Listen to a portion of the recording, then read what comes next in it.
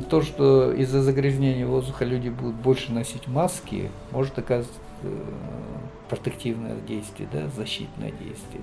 Тем лучше функционируют органы дыхания, тем легче человек переносит инфекцию или даже он просто не будет заражаться. Да? Подразделил бы первое на два. Это индивидуальная защита, то есть стараться избегать мест загрязнения, по возможности переехать из этих мест. Если же у человека нет этой возможности, стараться в наиболее пиковые часы загрязненности, то есть это когда больше всего автомобилей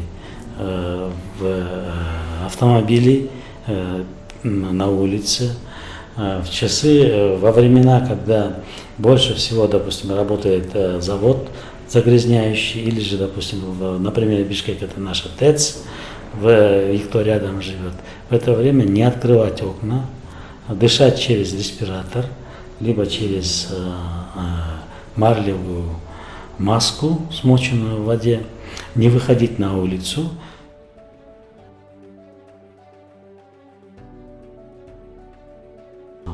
Другой подход, думаю, сюда и каждый индивидуально должен включаться в борьбу общественности.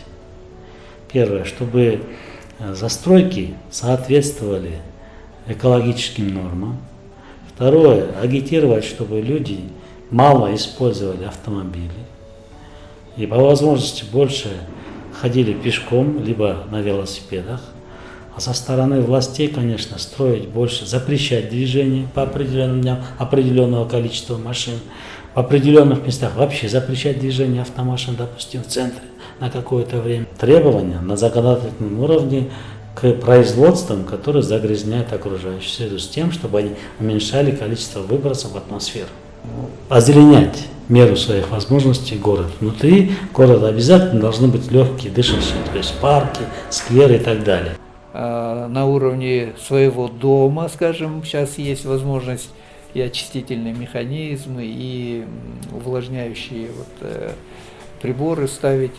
Ну и, конечно, на государственном уровне все равно это все должно тоже проводиться, потому что если это не контролировать, то действительно у нас, собственно говоря, это во всем мире такая тенденция растет, загрязнение увеличивается, в основном из-за промышленности, из-за транспорта. И это все должно регулироваться уже на законодательном таком уровне, да?